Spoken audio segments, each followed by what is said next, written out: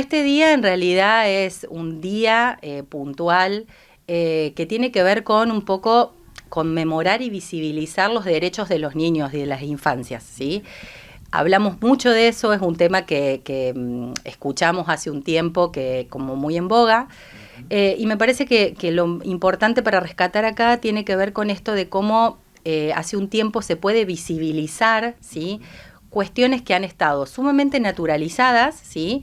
En la vida de las personas y que hoy podemos empezar a nombrar y podemos empezar a darnos cuenta que no por ser natural estaban buenas, claro. ¿Sí? Y esto de cuando hablamos de maltrato infantil, yo pensaba cuando vos ayer me escribiste para hacer la nota, digo, uno enseguida lo relaciona con la violencia física. Y en realidad tiene que ver no solo con acciones, sino con omisiones, ¿sí? El descuido, ¿sí? El descuido, el destrato, la negligencia en el cuidado también es un tipo de maltrato, ¿sí? El no poner ningún límite, ¿sí? Y cuando hablo de límites, hablo de cuidado, ¿sí? El poder decir que no a determinadas cosas, pero creo que justamente el planteo viene en cómo decimos que no, ¿Mm? Cómo acompañamos ese no. Podemos sentarnos a explicar por qué no, ¿sí? Y ahí viene esta cuestión de un poco pensar en las formas que tenemos naturalizadas, ¿sí? Me parece que cuando vos ayer me llamaste para la nota, yo lo primero que se me vino un poco es hablar desde ese lugar. Me parece que es muy importante como ese replanteo, ¿sí? Que hace un tiempo se viene dando, que tiene que ver con esto de que hoy es un día particular porque, bueno, conmemoramos esto, pero qué importante que un poquito trabajemos todos los días en visibilizar esto y en por ahí replantearnos mucho estas cuestiones. Creo que los adultos somos los primeros que nos tenemos que replantear. Chicos, hoy, por suerte, tienen habilitados muchos espacios para hablar, ¿sí? Y cuando yo digo hablar, no lo digo puntualmente por la denuncia en sí, que después si querés hablamos un poquito al final, pero digo esto de que los chicos tienen espacio para ser escuchados, ¿sí? Tienen espacio para decir lo que les pasa, ¿sí? Cómo les pasa, qué sienten de eso, ¿sí? Hoy, por suerte, en las escuelas se habilitan esos espacios. Creo que en las casas también tiene que estar ese espacio, hay que trabajar para crear ese espacio. Es muy importante que los chicos puedan decirnos: estoy enojado, me molesta lo que no... A ver, cuando uno le dice que no a su hijo, los hijos se enojan, se molestan y cuando son adolescentes dan portazos, ¿sí?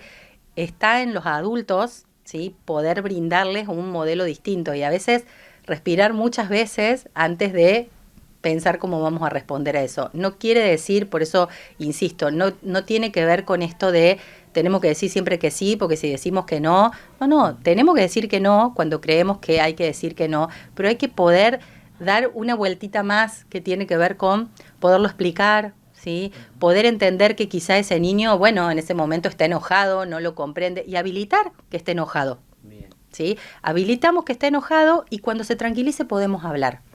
Eso es una forma de empezar a modificar de alguna manera cosas que antes eran impensadas, porque el límite estaba muy asociado a tener miedo, a que te tenías que callar porque tampoco tenías ningún espacio para decir nada. Sí es muy importante saber que si somos adultos y estamos escuchando que un niño nos cuenta de una situación de maltrato, de una situación donde la está pasando mal, una situación donde sabemos que ese niño está en riesgo, no nos podemos quedar callados, no nos debemos quedar callados. Tenemos, ¿sí?, que denunciar, tenemos que avisar que esa situación está ocurriendo, ¿sí?, porque los niños son una población vulnerable, son una población que necesita ser cuidada. Entonces, si algunos de los adultos que estamos escuchamos y sabemos de eso, no debemos quedarnos callados. Eso es muy importante. En estos casos, cuando los niños nos cuentan. Y por ahí, a veces, si no nos cuentan, sí poder estar como muy atentos a indicadores que pueden aparecer, ¿sí?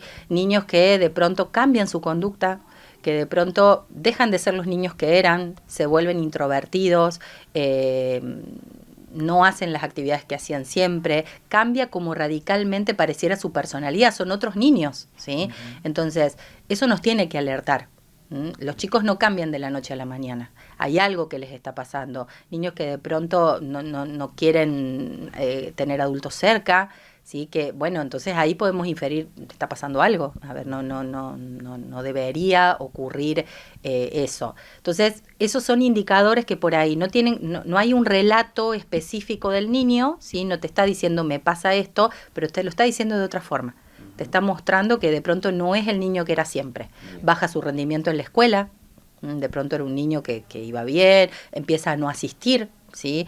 Ahora, por suerte, las escuelas, todo eso, por lo menos en el ámbito de Justiniano Posse, que se trabaja mucho con las escuelas están muy alertas a esas cosas. Indicadores que hay que mirar, que no significa que sí o sí esté ocurriendo, pero que si los miramos, por ahí nos permite esto, prevenir, ver que si está pasando algo, quizá esa familia necesita ayuda, ¿sí? A veces, sin llegar a casos extremos, a ver, en las familias se transitan situaciones que son difíciles, que pueden generar ciertos comportamientos que son disfuncionales y quizá pudiendo haber un abordaje familiar hay cosas que se pueden resolver. Y bueno, después hablamos de casos de muchísima más gravedad donde bueno, después incluso las noticias todo el tiempo nos desayunamos con estas cosas. ¿Qué hacer en ese caso ante las apariciones de esos indicadores? ¿Cómo denunciamos? Bueno, a ver, las escuelas, por ejemplo, tienen sus protocolos puntualmente de acción que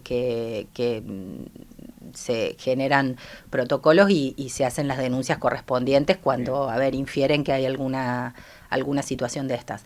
Y después está, digamos, la otra cuestión que tiene que ver con ya más privada, que eso tiene que ver con denuncias que se hacen en el ámbito, se realizan en la policía, son denuncias de violencia familiar, y a partir de ahí se activa todo un mecanismo que tiene que ver con trabajar con los niños, trabajar con la familia, digo, el trabajo es inmenso porque los dispositivos que se pueden crear ahí son puntualmente pensados para cada caso. La denuncia sí lleva un protocolo que quizás es el mismo para todos, pero después cada caso se abre de manera diferente y cada caso también se piensa de manera diferente. La violencia en los niños, el maltrato en los niños, deja huella en la vida adulta también. No es algo que pasa, ¿sí? Y se termina ahí.